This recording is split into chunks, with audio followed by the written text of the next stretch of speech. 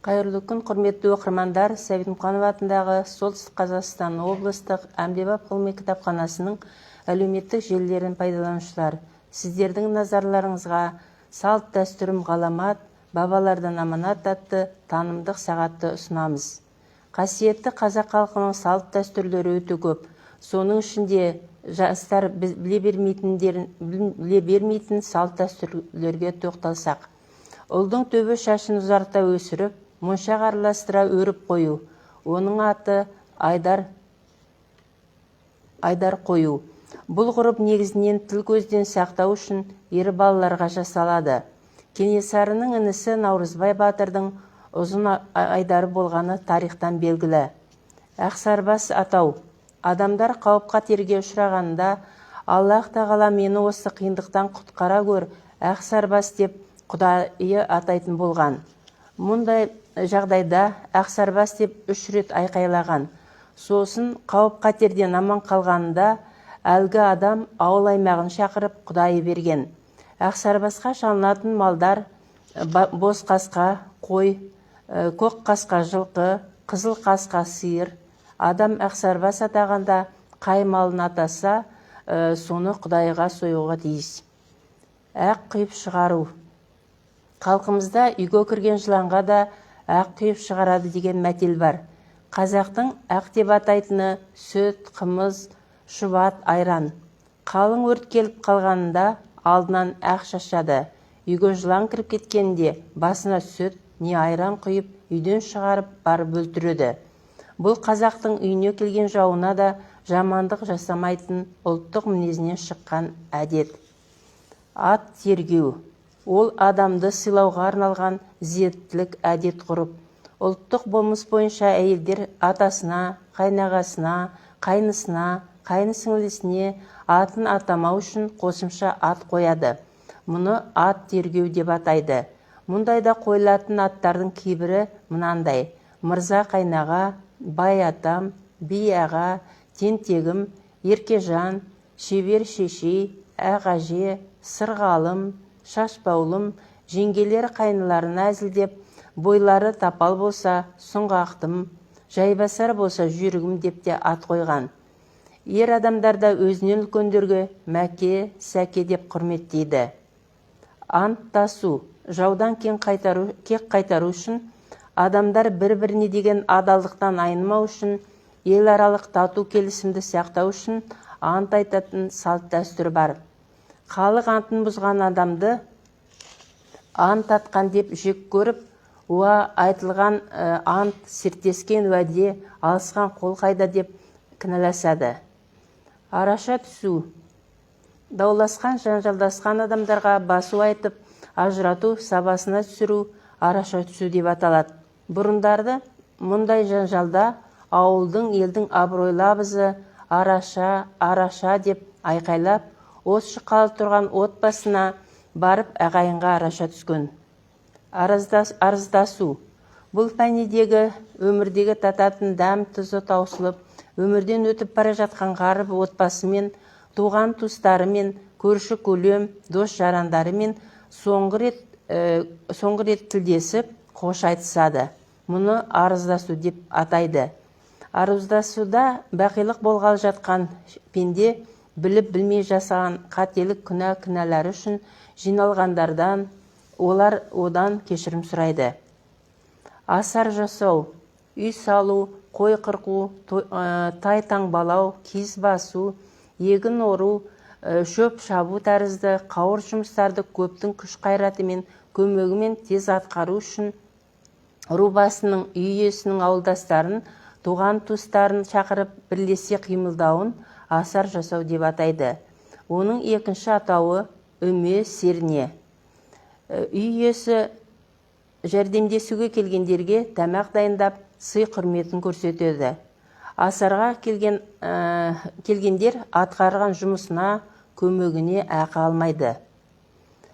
Асату. Оны Сәбит Мұқанов өзінің «Халық мұрасы» деген кітабында кең насихаттап жазған. Дастархан басында ет жеп отырғандар тоғая бастағанда, төрде отырған ақсақал қалған етті қолымен қонақтарға, жас балаларға асатады. Бұрындары ауыл балалары ет асаймыз деп қонақ келген үйдің қасында жүретінді. Ат тұлдау. Ер адам қайтыс болғанда мініп жүрген атының жал құйрығын күзеп, оны бос жібереді де, өлген адамның жылында сол атты келіп сояды. Бұл дәстүрді ат тұлдау деп атайды. Аунату. Қазақтар үйіне келіп қонақ болған, қонып кеткен адамдардың отырған, жатқан жеріне баламыз осы атасына тарсын, бойына осы атасының қасиеттері қонсын деп балаларын аунатып алатын болған. Елге ағайынға сыйлы азамат, кіндік қаны тамған туған жері не келгенінде халық туған туыстары, дос-жарандары оны сол жердің топырағына аунатып алған. Шыңғыс Айтматов үйіне Мұхтар Әуезов келгенінде ол отырған орындыққа ұлын аунатып алған көрінеді. Ауыз тию. Алыс сапарға аттанарда сол адам ауылындағы немесе әулетіндегі үлкен үйге кіріп дәм татып жолға шыққан. Сонда ол осы қара шаңырақтың киесі қолдайды деп сенген. Отбасы тамақтанып отырғанда дастархан үстіне келген адам ондағы дәмінен ауыз тиюге тиіс. Әсіресе таңғы астан ауыз тимеуге болмайды. Астан ауыз тию үй иелерінің қонақтың дастархандағы асқа деген ыстық ықыласының бір белгісі болып саналады. Аузына түкірту. Бұл қазақтардың ертеден келе жатқан ырымы. Олар батырлар мен билерге, ақындарға, тағы да басқа атақты адамдарға баласының аузына түкіртіп алатын болған. Түкіргенде оның ырымы ғана жасалады. Бұл ырым баламыз сондай адамға ұқсап, өнегелі болсын дегеннен туған. Баласының аузына бір адамға түкіртсе жеткілікті. Аяғына жығылу. Кешірім сұраудың ең үлкен, кішіреудің ең ауыр түрі болып саналады. Оны орындағанда айыпты адам жанына абыройлы, қадірлі кісілерді ертіп алып, тиісті адамның үйіне рұқсат сұрап кіріп, кешірім сұрайды. Айыбы үлкен болса, айыпкер өзі кінәлі болған адамның аяғына жығылып, оны құшақтаған қалпы жылап, кешірім сұрап, жалынған. Аяғына жығылу әрі ғұрып, әрі жазаның бір түрі. Байғазы беру. Үлкеннің кішіге, яғни балаға беретін сыйы. Жас ұл қыз бойжеткен бозбала жаңа киім кигенде, жаңа зат алғанда, аға апа ата әжесінен осы туған туыстарынан оған байғазы сұрайды. Олар байғазыға ақша, мал, мүлік әйтеуір бір зат беріп, құтты болсын айтады. Базарлыға келу. Алыс сапарға шыққан, қыдырып қайтқан, сауда жасап келген адамдар туған туысқандарына, көрші көлемдеріне, дос-жарандарына ірілі сыйлықтар әкеліп беретін болған. Мұны базарлық деп атайды. Ол жақсы көргеннің, сыйлағанның белгісі. Бастаңғы жасау. Үйдегі үлкендер жолаушылап кеткенінде қалған жастар өздері бас қосып, келіндер, абысындар, күйеулер, бажалар болып немесе замандастарын шақырып, ойын сауық өткізеді. Әңгіме дүкен құрады. Әртүрлі дәмді тағамдар жасап ішіп жейді. Бұл әдет ғұрыпты бастаңғы жасау деп те атайды. Бәсіре атау. Ежелгі әдет ғұрыптардың бірі. Ата-анасы баласына арнап жас төлге ен салады да, оны бәсіре деп атайды. Бәсіре аталған төл өскен соң сол баланың қажетіне, тойына жаратылады. Оны ен салып, малды таңбалау мен шатастырмау қажет. Босаға майлау. Жастар шаңырақ құрғанында, немесе біреу жаңа үй алғанында, жақын туған туыстары келіп, жаңа үйдің босағасына май жағу салтын жасайды. Ол осы үй берекелі, майдай жұғымды, көптің үй болсын деген ниеттен туған. Босағасын майлаған адамға шаңырақ иелері кәде береді. Ен салу. Малдың құлағын тіліп, немесе ойып, белгі ен салады. Ол малын табу, жоғалып басқа малдармен араласып кетсе, тану үшін жасалады. Енді әр құлақтың алды артына алмастыра салу арқылы мынандай түрлерін жасайды. Тілік ен, бұрыш ен, кез ен, қиық ен, құмырсқа ен, тесік ен, кесік ен, тағы басқалар. Енші беру. Ата-анасы балалы болғаннан кейін енді өз күндерін өздері көре алады деген сенімге келіп, отау тігіп бөлік шығарады. Сонда малынан мал, мүлкінен мүлік бөліп береді. Ыдыс-аяқ сыйлайды. Оған келіннің төркіннен келген дүниесі қосылып, жас жұбайлар жеке шаңырақ болып шыға келеді. Мұны енші беру деп атайды. Ата-анасы қайтыс болса, олардың малы мен дүние мүлкі қалған ағасы інісіне еншібас беруге тиіс. Әке орнында әке болып отырған ағасының ата-анасынан қалған мұраны бауырына басып алып, оның бар рақаты мен қызығын өзінің ғана көруі тас бауырлық. Ондай аға кейін інісі өз бетінше күн көріп, бақыт дәулетке ие болғанынша, інім маған балаларыма қараспайды деп күңкілдемеуге тиіс. Кейбір ата-ана балаларының енші басын алдын ала бөліп атап қояды. Ерулік беру. Ауылға басқа жақтан бір үй көшіп келсе, бауырларының бірі туған туыстарына жапсарлас келіп қонса, көрші көлемі немесе жақындары жаңа үйге ерулік деп ас пісіреді, тамақ тартып қонақасы береді. Бұл салтты ерулік деп атайды. Осылайша қазақтар танысын, танымасын бір-бірін бөтенсімей өз ортасына тарта білген. Жол беру. Қазақта үлкен адам келе жатқанда алдын кесіп өтпейді. Оған жол береді. Үйге кіргенде орнынан тұрып төрге отырғызады. Аң аулағанда да жақсы үлкен адам бірінші болып оқ шығарады. Жас үлкен адам. Олжаның алғашқысын иемденеді. Алыстан келген қонаққа да, қызметі мен шені үлкен адамдарға да әр істе жол береді. Мұның бәрі қазақтың дәстүрлі әдет-ғұрыптарындағы этикалық жоралғы болып саналады. Жылу жинау. Бір бақытсыздыққа ұшырағанында, үй мүлкі, малынан айырылғанда, ауыл тұрғындары, көрші көлемі, туған туыстары мал дүние ақшалай көмек көрсетеді. Мұны олардың ортасынан бір адам ұйымдастырады. Бұл жәрдем жылу жинау деп аталады. Арам жолмен шығынға ұшырағандарға жылу жиналмайды. Олар дүние мүлкін қартаға салып, ұтқызып жібергендер, зинақорлыққа салынғандар, ішіп құртқандар, қоғамның мемлекеттің дүние мүлкін жеп қойғандар. Жұмалық. Бұрындары дәріс алып жүрген шәкірттері жұма күні молдасына сыбағаға ет, қымыз, май, құрт әкелетін болған. Оны халық жұмалық деп атап кеткен. Көрімдік беру. Нәрестелі болғанында, келін түсіргенінде, құтты болсын айта келгендерден сәбиді, келінді көрсетпей тұрып, көрімдігін бермесеңдер көрсетпейміз деп кәдесін сұрайды. Қыз ұзатылар да ұл жағынан келген құдаларға болашақ келіндерінің жасауын көрсетіп те көрімдік сұрайтын әдет-ғұрып бар. Қазір жоғары оқу орнын бітіріп диплом алған жастар да туған туыстарынан көрімдік сұрап жатады. Көрісу. Қазақ салты бойынша сағынысып кездескен адамдар бір-бірімен құшақтасып амандасады. Кісі қайтыс болғанында құшақтасып жыласады. Қыз ұзатылғанда да қимастықпен қоштасып жылайды. Мұны көрісу деп атайды. Көгөн түп беру. Малды адамдар жақын туған туыстарының кішкентай баласына, бұзауларының, құлындарының, қозыларының, лақтарының, боталарының бірін атайды. Бұл көгөн түп беру.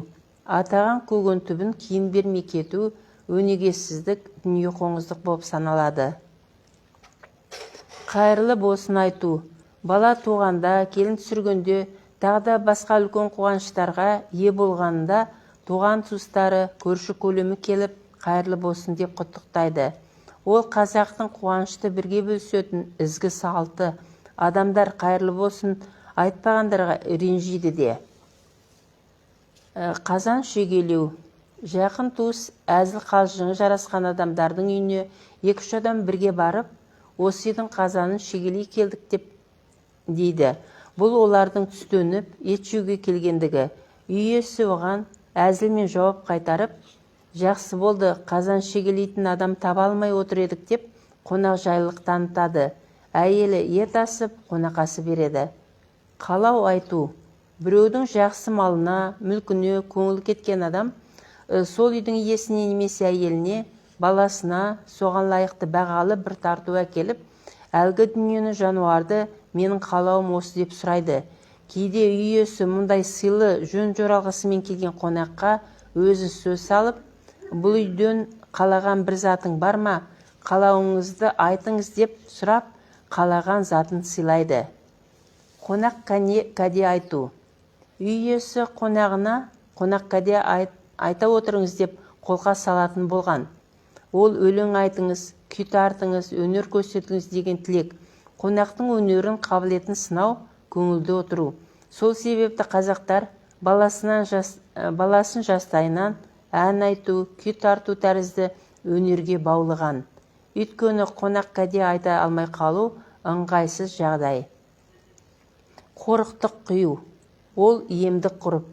Ауырған адамның төбесінің үстіне басына тигізбей, май құйылған табан әкеліп, екінші бір ыдыста қорытылған сұйық ыстық қорғасынды оның үстіне құйып кеп жібереді. Сонда шар етіп кішкене қорғасын сұйығы бір бейне қалпына түседі. Емші соған қарап, ауруға сіз иттен немесе адамнан, жыланнан қорқасыз дегендей болжам айтып, ауруды жазылатынына сендіреді. Мойнына бұршақ салу. Ертеде баласы жоқ адамдар мойнына көгеннің бұршағын салып, Аллах тағаладан перзент сұрап жалбарынған, жылаған. Мойынға бұршақты бала тілегенде ғана салады. Салауат айту. Ол Аллахты, пайғамбарды мәдақтап айтылатын дұға.